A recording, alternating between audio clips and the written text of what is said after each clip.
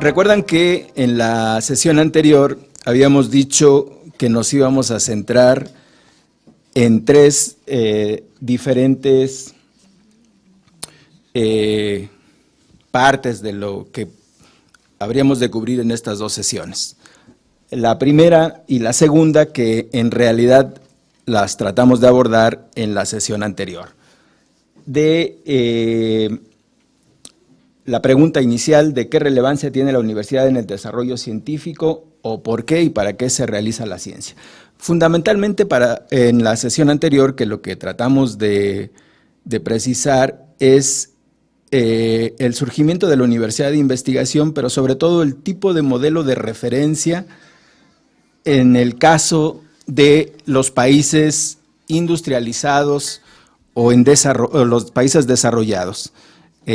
Particularmente estas modificaciones del modo de producción 1 al modo de producción 2 y este hecho y dato que sirve como patrón de referencia y que ha impuesto un modelo de universidad. Y fundamentalmente, pues lo que tratamos de decir, pues así es el tipo de modelo, y ese es el que toman los países en desarrollo. Pero la tercera parte, que era desde los países en desarrollo, ¿cuál ha sido la recepción de ese modelo o qué tipo de panorama podemos advertir en los países en desarrollo? Y que para eso esa última pregunta pues era en realidad dedicarle esta sesión a tratar de precisar estos componentes que nos ayudasen a comprender mejor el panorama de esto. Obviamente, pues lo que yo destaco son rasgos muy generales, es casi que cada componente, si nos metemos por indicadores, si nos metemos por la literatura, por los conceptos, pues en realidad es un campo, aunque relativamente reciente, de los años 70 para acá, pues con cierto tipo de complejidad y con una literatura abundante al respecto. Entonces, en realidad yo lo que trato de destacar son algunos de los rasgos más generales, particularmente en los que han destacado gente que se ha dedicado al campo. Por eso lo de la literatura, digo, los textos que sugerí para esta sesión,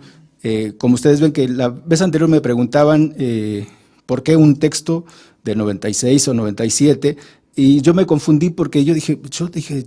recomendé un texto de 97, pero yo estaba pensando que para la sesión anterior, y en realidad era el de esta sesión, que es el de, pues en realidad ni siquiera es un texto como tal, un artículo, es en realidad las puntualizaciones, la presentación a un texto y a una mesa redonda, que es de Ebe Besuri, que es particularmente reconocida en el campo de los estudios sociales de ciencia y tecnología. Y tiene particularmente relevancia porque varias de las cosas que menciona ahí, aunque es de mediados de la década de los años 90, siguen siendo vigentes hoy día, y de hecho en el otro de los textos que también está, que es el de Rosalba Casas, espero que hayan tenido oportunidad por ahí de revisarlo, pero hacia la parte final vuelve a reproducir una cita de Ebe Besuri, que no es de este texto, pero que también es de los años 90, del 94, donde recupera, bueno, que lo veremos ahorita al final de la sesión, pero que recupera esa opinión de ella que sigue siendo vigente 15 años después, otra vuelta igual puede ser lo mismo. Entonces, decía, voy a tratar de destacar algunos de los rasgos más sobresalientes que nos permitan advertir ese panorama, con una breve mención a algunos de los antecedentes históricos relevantes. ¿De acuerdo? Bueno, pues entonces vayamos. Particularmente en la región latinoamericana.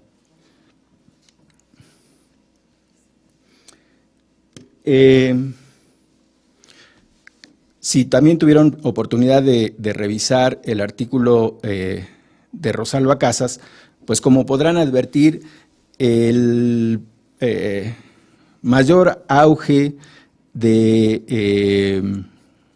tanto de una instauración de la infraestructura de ciencia y tecnología como una preocupación por las iniciativas en materia de ciencia y tecnología en América Latina de los años 60 y 70 son particularmente relevantes y que conformaron eso que se denominó pensamiento latinoamericano de ciencia, tecnología y sociedad, que es distinto de lo que hoy son los estudios sociales de la ciencia y la tecnología. La explicación de las características de este pensamiento latinoamericano, pues muy influenciado por lo que en ese entonces era la teoría de la dependencia, esta que sostuvieron intelectuales latinoamericanos, esta que planteaba que el orden mundial estaba constituido por países centrales y países periféricos, y quienes establecían las reglas eran los países centrales, que pues igual no difiere mucho de lo que es hoy, pero que en ese momento era particularmente influyente en el panorama latinoamericano, ese pensamiento latinoamericano, y que también tuvo su expresión en diferentes ámbitos y particularmente en el campo de la ciencia y la tecnología. Obviamente lo que reconocía ese pensamiento latinoamericano, como igual también sigue siendo hoy, era un escaso desarrollo de la ciencia y la tecnología en la región, y especialmente una escasa vinculación de las actividades científicas y tecnológicas para impulsar el desarrollo productivo de las naciones en la región latinoamericana, que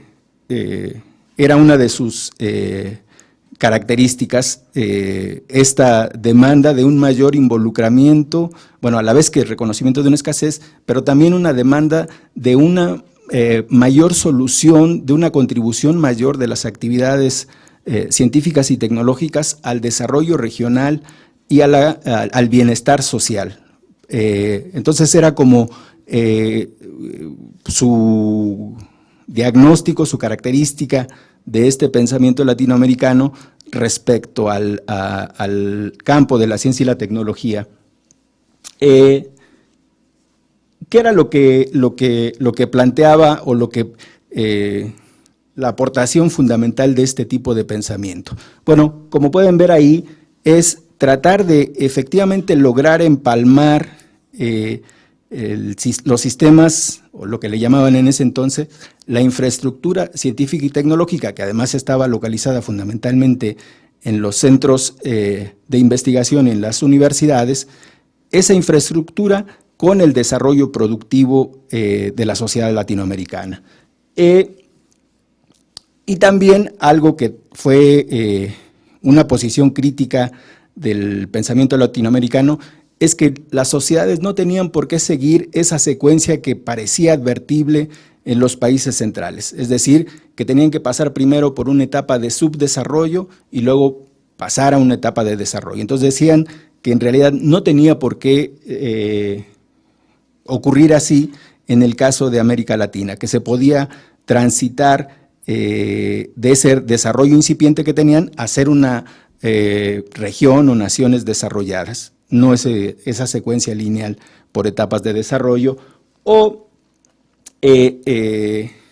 esa también posición y reivindicación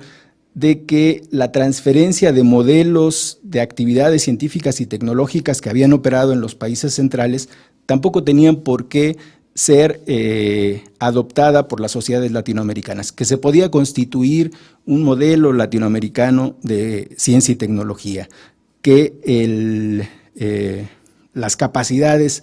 en ese entonces de la región, que aunque limitadas, sí podían ser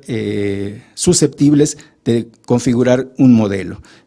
Eso, digamos, era como los grandes trazos de este pensamiento, de lo que se llamó pensamiento latinoamericano, que tuvo fundamentalmente exponentes en Chile, en Brasil, uno de los destacados de ese grupo, que es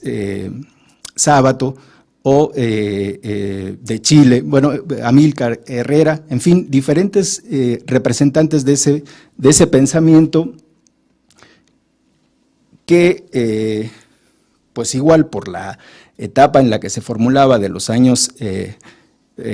60 y 70, lo que decía era que había sus versiones moderadas y sus versiones revolucionarias, ¿no? Obviamente la versión revolucionaria pues era con un mayor énfasis en la posibilidad de formar un pensamiento, un modelo propio de América Latina, y que decía pues tendrá que ser por el cambio revolucionario. En cambio, las versiones más moderadas de este pensamiento latinoamericano hacían propuestas o contribuciones tratando de seguir esas pautas que señalaba en el anterior, que era de tratar de establecer ese vínculo entre las actividades científicas y tecnológicas y la estructura productiva. Y uno de los rasgos también peculiares de esto era tratar de cómo podía contribuir la actividad científica y tecnológica de esos años, no solamente como ahora es al sector productivo, sino al bienestar social, al desarrollo social, al bienestar de las sociedades, que esa era también una de las diferencias que podemos advertir de ese entonces con ahora. Y esto que aparece en la lámina de lo de Amílcar Herrera, que era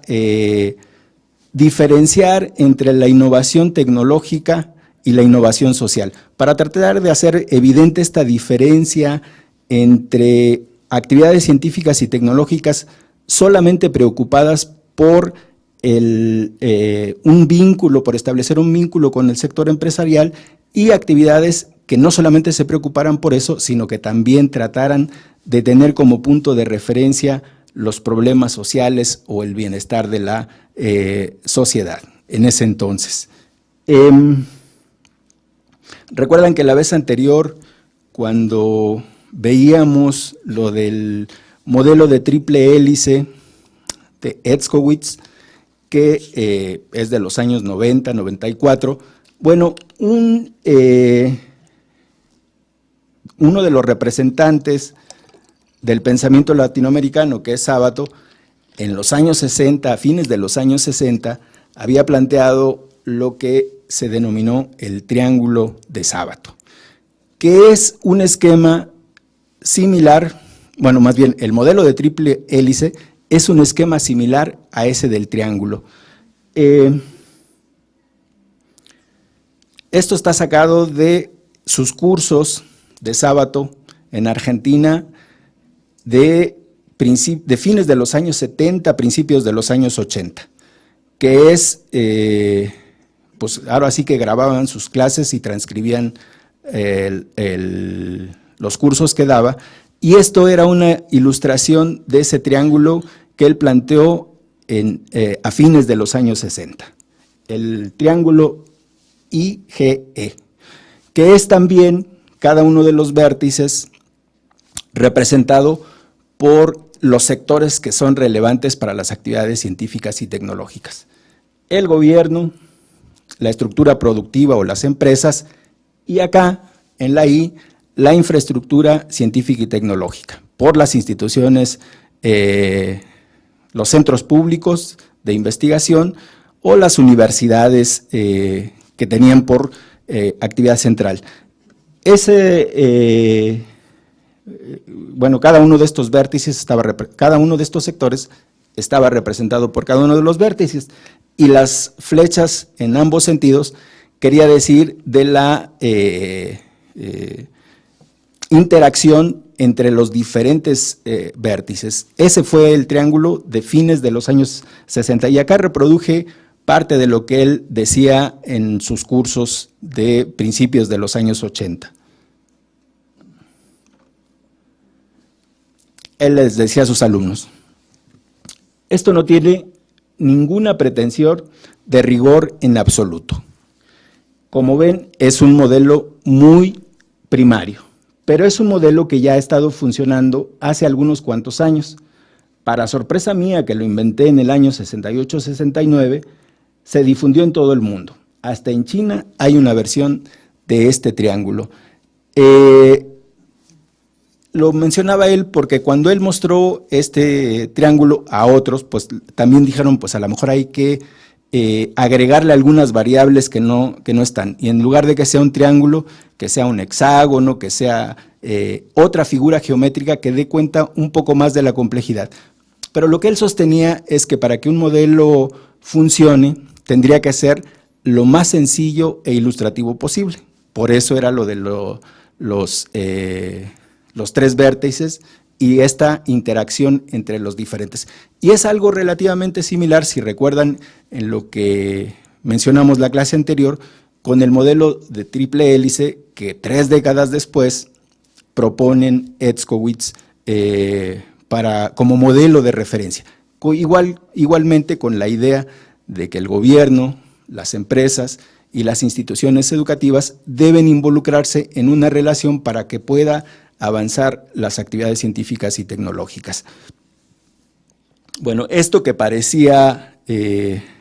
una contribución importante de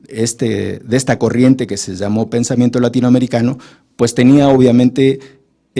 sus críticas y sus detractores. ¿Cuáles eran, por ejemplo, esas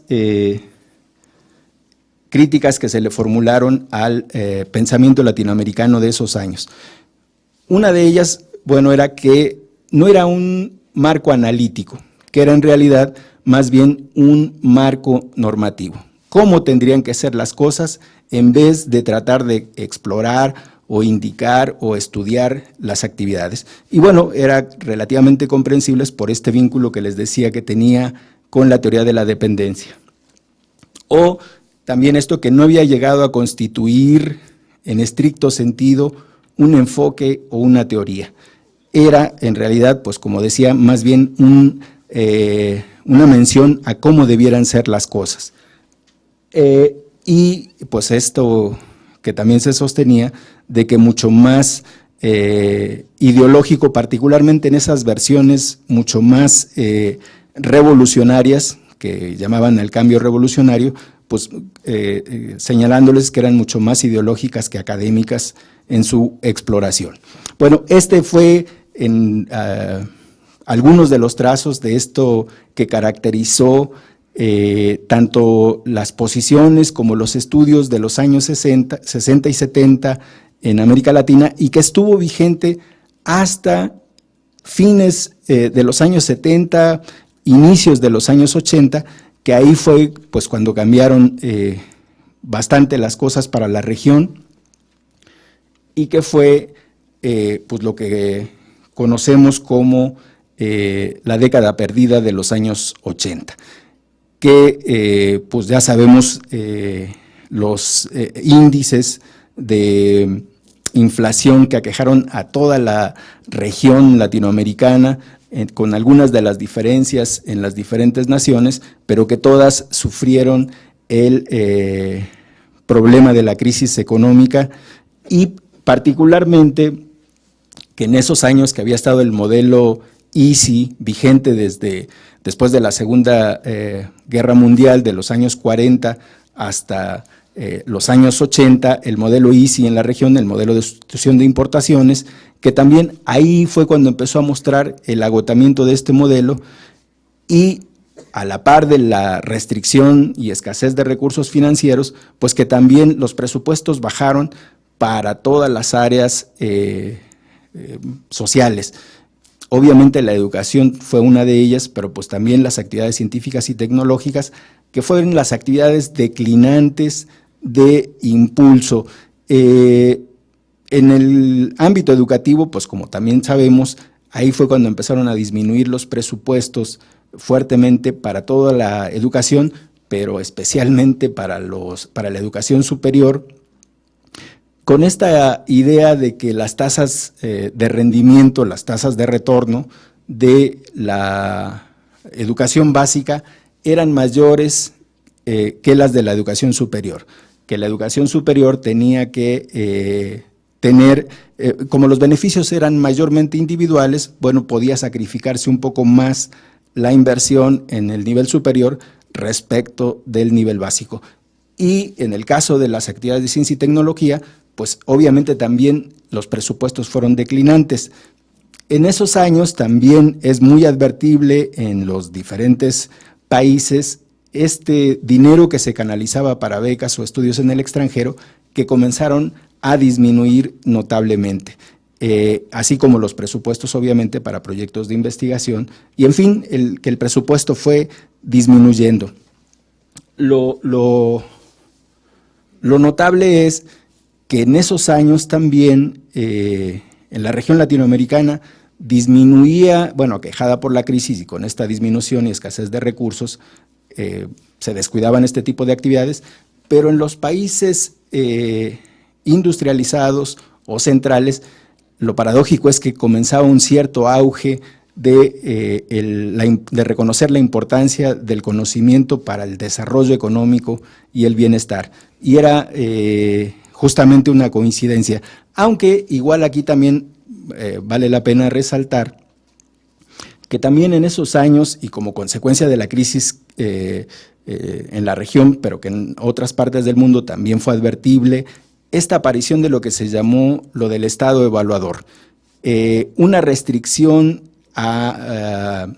los diferentes, más bien como un cambio en el tipo de relación que había sostenido el Estado con ese tipo de áreas que tradicionalmente habían sido financiadas sin exigirles ningún tipo de rendición de cuentas, como era el caso de las universidades o de los sistemas de educación superior. La aparición del Estado evaluador fue en todas partes del mundo. Lo que ocurrió es que en los países centrales ocurrió una década antes, desde los años 80, y en el caso de las sociedades latinoamericanas apareció una década después, a principios de los años 90 y durante todos los años 90, y que se instauró esta característica del Estado evaluador con la exigencia de una rendición de cuentas muy fuerte, con un cambio en el tipo de relación que habían sostenido las universidades, que se consideraba que la función que hacían era importante para la sociedad y por lo tanto el Estado tenía la obligación de financiarlas. Bueno, ahí cambió un poco de términos este tipo de relación. Esto fue posible, este cambio tan fuerte, pues obviamente por las restricciones tan fuertes que habían sido de los años 80 con esa estrechez financiera que había pues obviamente disminuido los presupuestos y que quizá antes, en el auge del pensamiento latinoamericano, hubiera sido impensable una injerencia de ese tamaño del Estado en las instituciones o en las universidades respecto a lo que deberían hacer. Entonces, bueno, muy relevante esa década para la disminución de los presupuestos tanto en el sector educativo como en las actividades, pero para notar también esa paradoja que cuando estaba notándose ya la importancia del conocimiento, pues era cuando menos recursos había para hacerlo. Y las interpretaciones son variables respecto a lo que implicó esta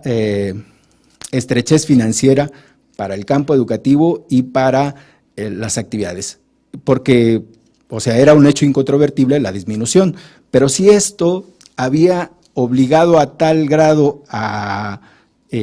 frenar la expansión tanto del sistema educativo como de las capacidades científicas y tecnológicas, ahí hay como una interpretación diferente. Una sostiene que a pesar de esta estrechez financiera, las universidades se siguieron expandiendo, obviamente a costa de incrementar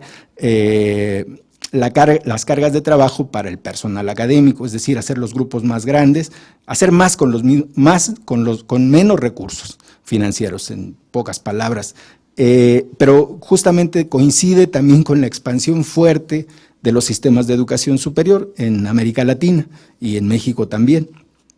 Y en el caso de las actividades, de las actividades científicas y tecnológicas, también una posición sostiene que aún en esa década perdida, las universidades y las empresas siguieron acumulando conocimiento con distintos modelos, por acumulación, por adaptación, por asimilación de diferentes, que inclusive pusieron en cuestión si este asunto de la transferencia de tecnología o de modelos podía ser operable o no. y otra que sostiene pues, que fue catastrófico, sumamente catastrófico tanto para el ámbito educativo como para la ciencia y tecnología, pues esta década, y que por eso se califica como década perdida. Lo cierto es que si uno ve los indicadores de financiamiento, de formación de recursos, se advierte claramente la caída que tiene, pero no una caída bajo cero, sino una disminución que después repunta hacia el final de los años 80. Otra característica también de esta década relevante es que, a diferencia del periodo anterior en el que se había sostenido esta posición sobre la autodeterminación y la importancia de un rasgo peculiar en la región, pues en los años 80 no se formuló de manera evidente, obvia, una posición respecto a las actividades científicas y tecnológicas. No se logró articular una posición, un poco quizá pues aquejado con esta estrechez financiera que pues en realidad no permitió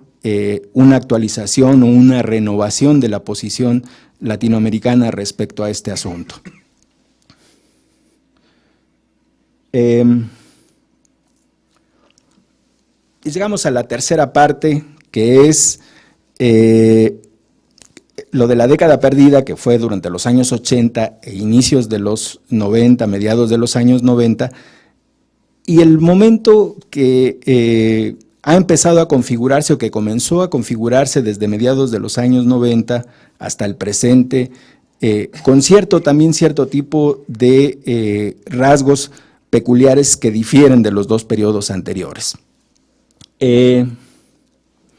Uno de los más perceptibles es que, a diferencia de los años 70,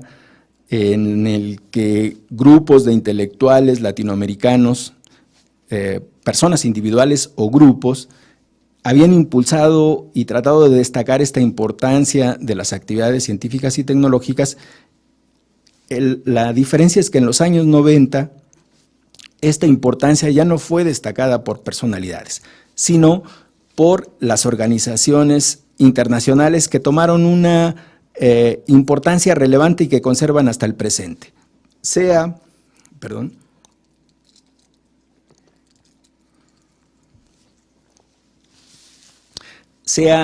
la Organización para la Cooperación y el Desarrollo Económico, o sea el Banco Mundial, o sea el Banco Interamericano de Desarrollo, o cualquier otro organismo multilateral que tiene una capacidad de formulación de iniciativas en los diferentes campos, no solamente en el de la ciencia y la tecnología, sino en el de la economía,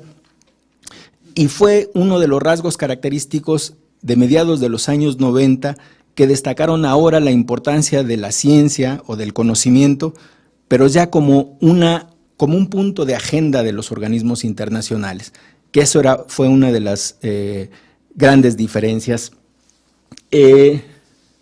esto que también comentábamos la vez pasada, la idea de sociedades del conocimiento en realidad no es de los años 90, es de fines de los años 70, pero que tuvo un mayor auge en los años 90 y que pues sigue todavía hasta el presente esta idea de la importancia de la sociedad o las sociedades del conocimiento, dice UNESCO, sociedad del conocimiento sostienen otros, pero que en última instancia es un mayor reconocimiento que siempre lo ha tenido el conocimiento, pero que en los años 90 tomó un nuevo auge esta importancia del conocimiento por el valor añadido que le hacía a las actividades. Entonces ya no era fundar el desarrollo económico o el bienestar en las materias primas, en la fuerza de trabajo, sino en el valor agregado que le podía dar el conocimiento a este tipo de procesos, y que será una diferencia respecto a los dos periodos anteriores. Y obviamente se volvió a reparar que si los recintos o los espacios privilegiados de generación y producción del conocimiento que habían sido las universidades o las instituciones de educación superior en la importancia que tenían o debieran tener este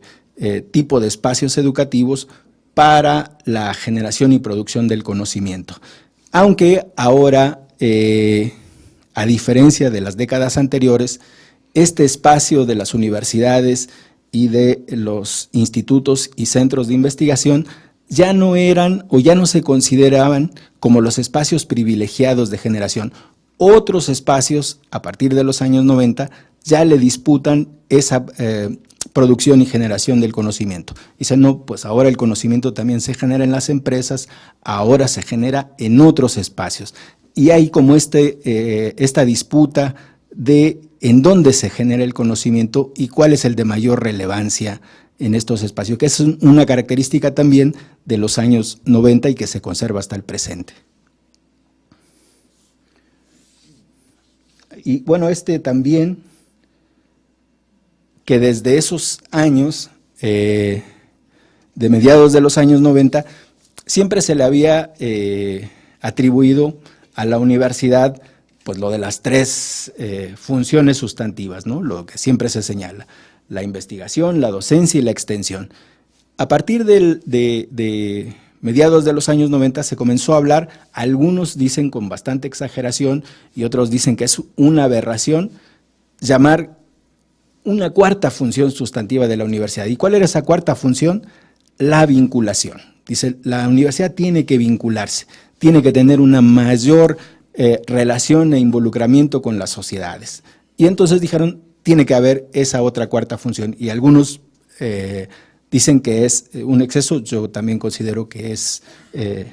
un exceso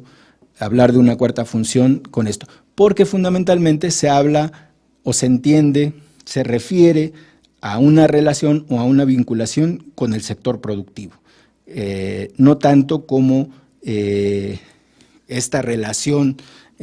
con la sociedad, pues que de hecho siempre la ha tenido en distintas formas, desde la formación de recursos hasta en el tipo de contribuciones o posibles soluciones a lo que le llaman problemas nacionales. Pero ahora se les llamaba fundamentalmente una vinculación, pero en ese sentido,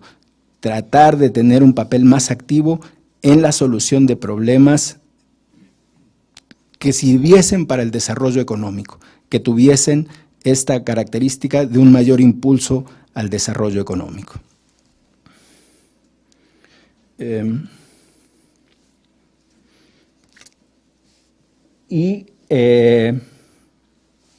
es obviamente, pues llega a un nuevo esquema renovado de la manera en la que debe orientarse las instituciones de educación superior y particularmente la universidad para lograr ese propósito de un mayor involucramiento en el desarrollo económico y social de la sociedad. Y como se anota en el texto de Rosalba Casas, pues hay también ese resurgimiento de esas ideas que habían estado plasmadas desde los años 60 y 70 en el pensamiento latinoamericano, pero pues con una diferencia muy notable, que era un contexto totalmente diferente. Cuando hablaba Sábato de ese triángulo de los tres vértices, en ese entonces, en realidad, tanto el vértice de las empresas o del sector productivo, como el del gobierno y el de la infraestructura, pertenecían a la esfera estatal. Eran considerados como bienes públicos. La desincorporación que hubo en la época de crisis de los años 80 en realidad provocó esta privatización o esta separación, esta desincorporación de múltiples y muy variadas empresas que entonces en esos años lo controlaba el gobierno. Entonces había, por ejemplo, esa diferencia muy importante. Y la otra, que era, ya lo señalaba cuando decía de ese vínculo en los años 70, que decían un vínculo con el sector empresarial, pero también con el sector social. En este caso, en realidad, en este nuevo contexto, cuando se refiere a vinculación, fundamentalmente se enfatiza el vínculo con el sector productivo. no tanto con el de desarrollo social, aunque obviamente también está presente. Y bueno, esto que también inclusive lo comentamos en la vez anterior y que pues eso también es como muy notorio, las diferencias, las entrelazamientos, los cuestionamientos de lo público y lo privado en el ámbito educativo y obviamente también en el de ciencia y tecnología. Estos procesos generales de expansión del sistema educativo, donde de ser en la región latinoamericana o en algunos países de la región latinoamericana un sistema mayormente público, el sector privado, su participación relativa fue incrementándose paulatinamente y tiene pues diferentes, una participación relativa diferente en cada país, pero lo característico es que en la última década y media, dos, pues ha avanzado de manera notable su participación. Y también lo mismo en el caso de las actividades científicas y tecnológicas, aunque ahí más bien como el tipo de tensión de respecto a la apropiación del tipo de conocimiento que se genera en las universidades. Es y debe ser apropiado de manera particular qué tipo de reglas deben regir este tipo de apropiación, hasta dónde debe ser usufructuado este conocimiento que se genera con recursos públicos, por qué no el financiamiento no corre principalmente por el sector privado, qué tanta participación debe tener, en fin, que fueron como de los puntos a discusión.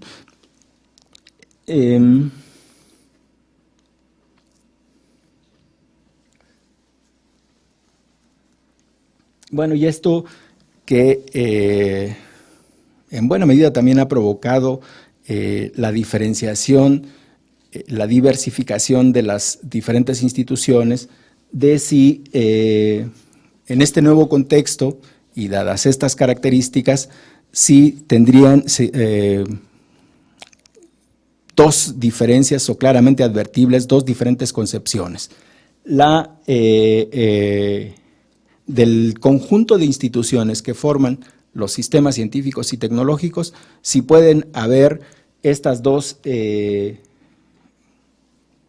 posiciones o dos estructuras de instituciones que se dedican a dos finalidades distintas. Una,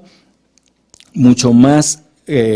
tratando de responder a esos imperativos de competitividad y de ofrecer soluciones para mejorar el desarrollo económico, y otra mucho más preocupada por este asunto de innovación social, de tratar de buscar algún tipo de contribución o aportaciones. Y el dilema fundamental es si pueden ser, si pueden trabajar de manera conjunta, si pueden coexistir en un mismo sistema estas dos ideas, o si son clara y francamente irreconciliables, si no pueden ser, si necesariamente los sistemas deben enfatizar una u otro tipo de concepción.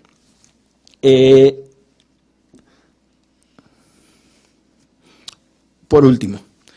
en este nuevo contexto y dadas estas características,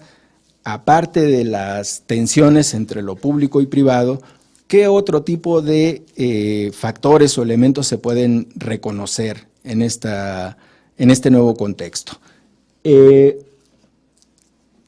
Si también se ve en perspectiva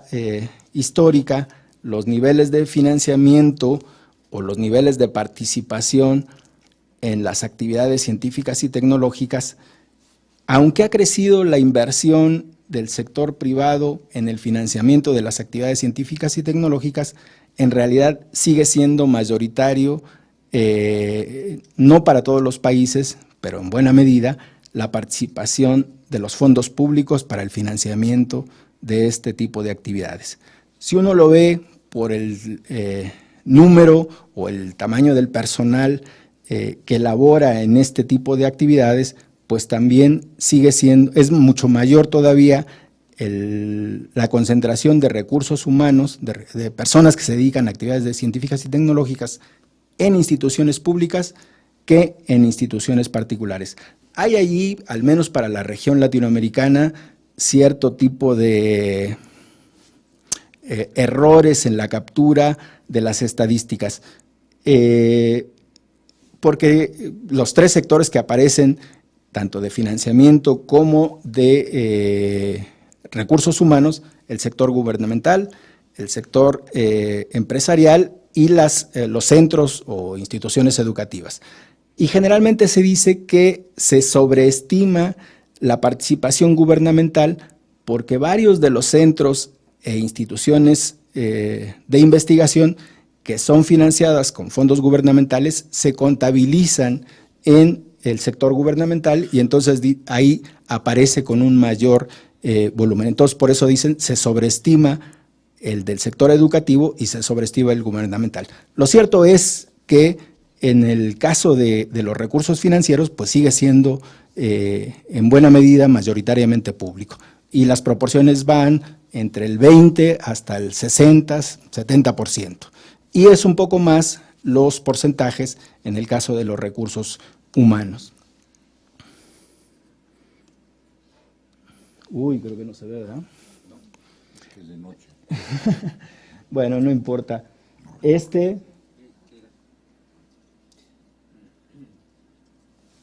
¿Recuerdan que la vez anterior, cuando les presentaba lo de la tabla y les decía que la tendencia, o sea, obviamente sigue siendo mayormente concentrada la producción, si lo medimos por número de textos en los países centrales, pero que los países en desarrollo, aunque es una menor concentración, ha sido mucho más veloz en la última década el avance que han tenido. Y que me hicieron notar que este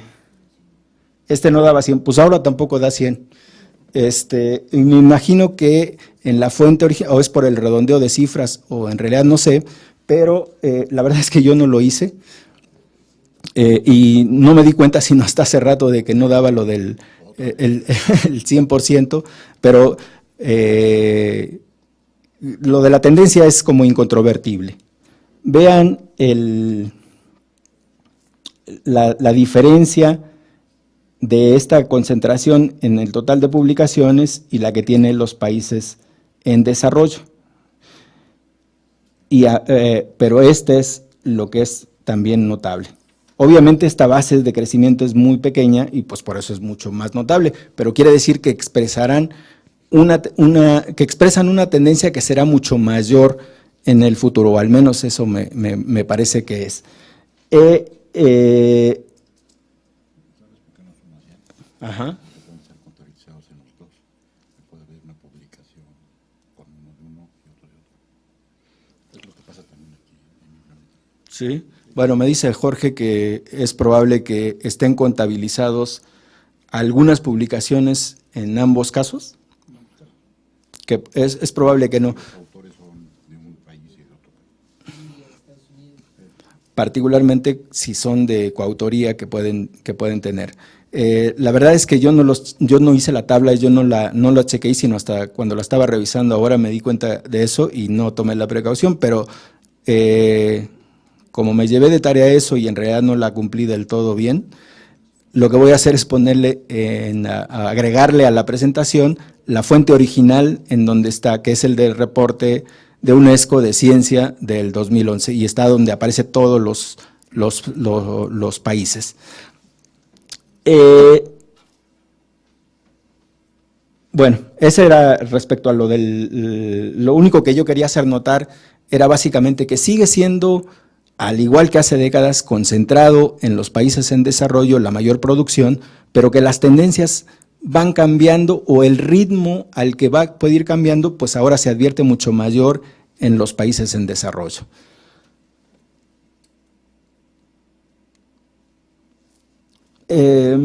Bueno, había otra tabla que también era como relevante, que es un artículo reciente, igual si después hay oportunidad también, o la voy a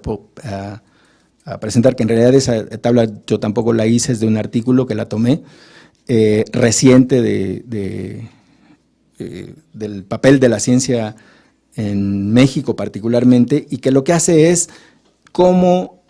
poner en orden alfabético el tamaño, en orden de importancia del tamaño de las economías. Y luego, en otra columna, el porcentaje que destinan a investigación y desarrollo experimental. Y en realidad el único país que coincide en volumen de economía y de gasto en investigación y desarrollo experimental es Japón, que tiene el 4º lugar y ocupa el 4º lugar en el porcentaje.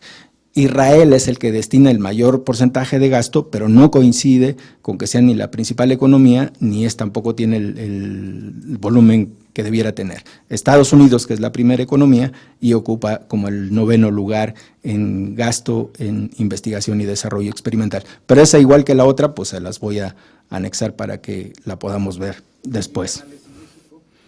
Está en el 34, es la 10ª economía, y está en el lugar 34 de gasto, con punto 42. Brasil, por ejemplo, que destina 3 veces más, por ejemplo, ¿no?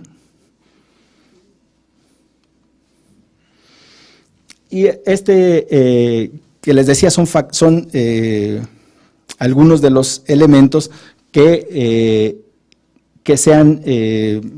pueden reconocerse en este nuevo contexto, que, digamos, nada más solamente por mencionarlos, pues que son los grandes procesos que se han advertido en los sistemas de educación de los distintos países. Uno lo puede ver fácilmente en la gran cantidad de instituciones, de estas organizaciones intermedias entre las instituciones educativas y las autoridades gubernamentales que se han creado como instituciones para asegurar la calidad o la acreditación, para tratar de hacer como estandarizar los procesos de formación y tratar de hacer homogéneos. Por esta idea de la globalización o de la dimensión internacional de ambos elementos, tanto de las actividades científicas y tecnológicas como de los sistemas de educación superior, y para hacer comparables, homogéneos o relativamente homogéneos este tipo de procesos. Y bueno, esto que ha implicado un cambio muy importante en la vida de las instituciones académicas. Por ejemplo, hasta antes de los años 90, era como muy difícil que en las instituciones universitarias hubiese o fuese aceptada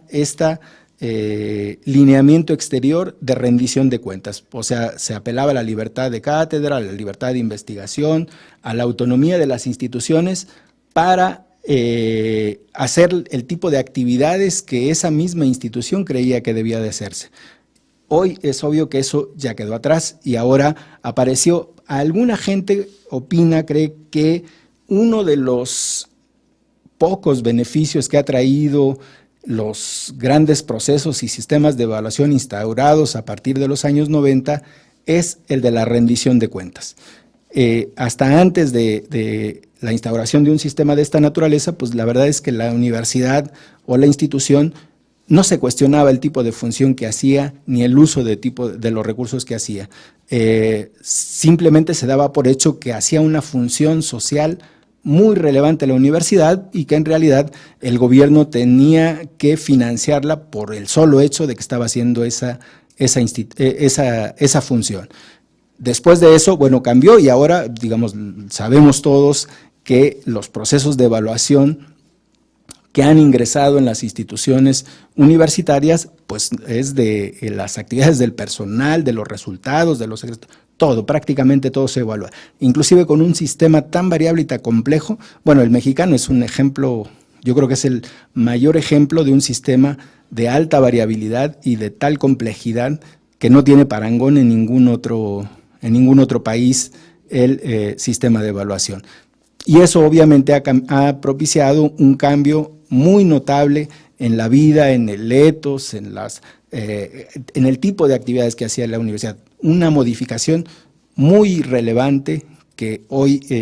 es advertible y que antes no era lo característico de las instituciones. Entonces es una modificación muy importante. Que ese es otro componente también igualmente muy relevante, que es el de la internacionalización.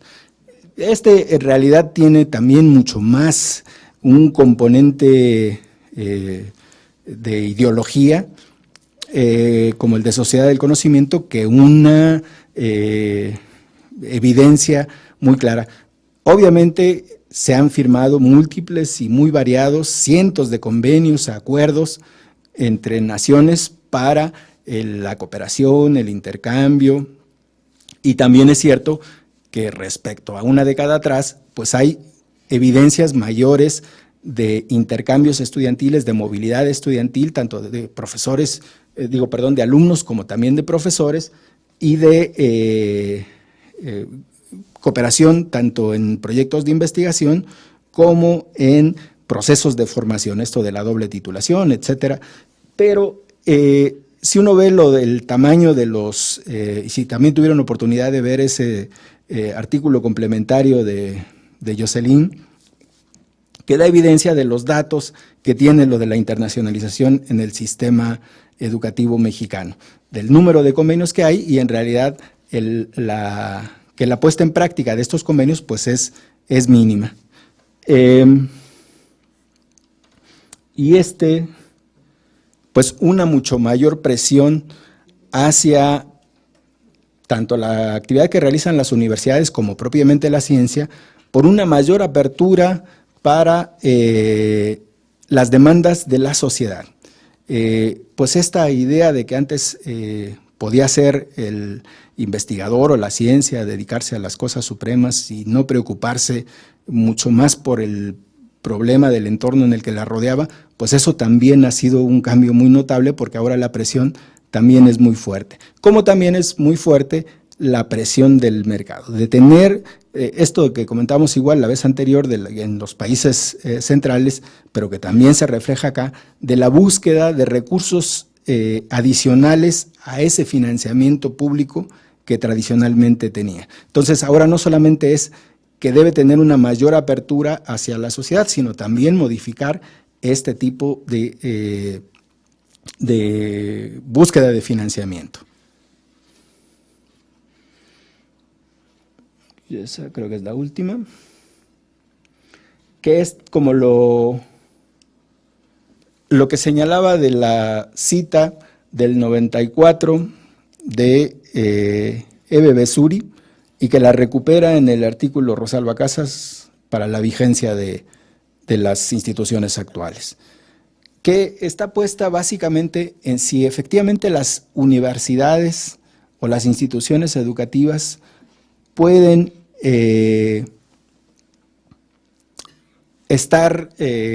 permanecer indiferentes o no a esas demandas sociales, si pueden coexistir, si puede haber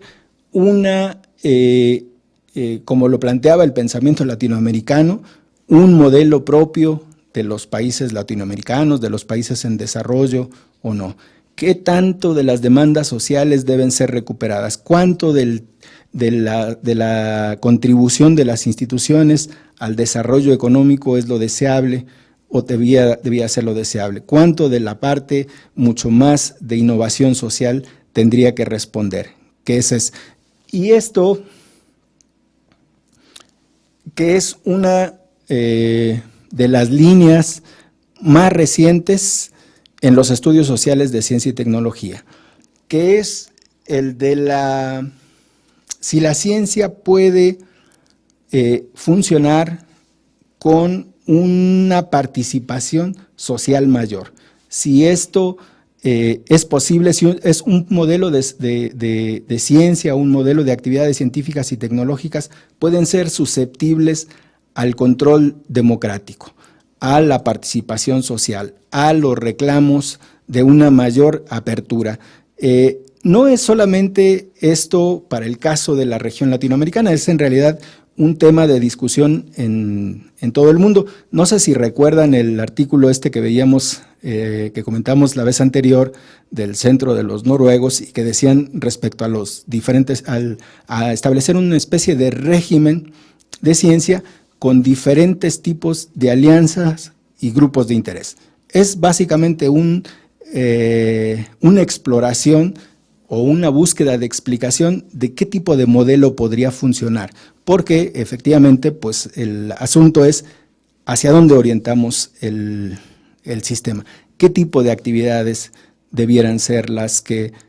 a las que se debería dedicar primordialmente, por ejemplo, un sistema. Bueno, esa es una de las líneas que más recientemente relativamente, porque en realidad desde hace ya más de una década que está sumándose a las aproximaciones sociológicas, antropológicas, históricas, esta línea en los estudios sociales de ciencia. Y pues eso sería todo por mi parte. Muchas gracias. No, al contrario. No sé cómo lo perciban ustedes. Bueno, la idea sería hacer un pequeño resumen, irnos a un receso y esperar las preguntas para generar la interacción. Yo, sin embargo, me quedo con lo que planteé la ocasión anterior, doctor Canales, que es, ¿qué onda? A final de cuentas, cada vez hay más evidencia de que las condiciones en las universidades, especialmente de los investigadores, son mejores que las condiciones en las que trabajan los docentes. O sea, se quiera o no, ha habido una presión finalmente por este modelo de universidad de investigación, lo que la semana pasada planteaba el doctor Canales sobre las universidades de clase mundial, las de investigación, como que ese modelo sigue prevaleciendo, sigue teniendo una injerencia cada vez mayor en nuestras universidades en México. Y uno ve, por ejemplo, en las universidades estatales, cómo hay una enorme presión para que los maestros hagan docencia, hagan investigación, hagan de todo. Hay una enorme presión. Entonces, teniendo una serie de cambios al interior de la organización de las universidades, este tipo de concepción acerca de la investigación que usted hoy nos ha planteado. Entonces, yo creo que aquí el problema está, ¿qué va a pasar? Hay opciones a este tipo de desarrollo. Se puede plantear universidades especializadas en la investigación y que otras para otro tipo de función. En fin, hay una serie, como usted lo planteó al final, en términos de, pues hay todavía una serie de preguntas importantes. Y resulta interesante lo del control democrático, ¿no? Que a final de cuentas quienes han decidido este tipo de desarrollo en nuestras universidades no son los que trabajan al interior de las universidades, son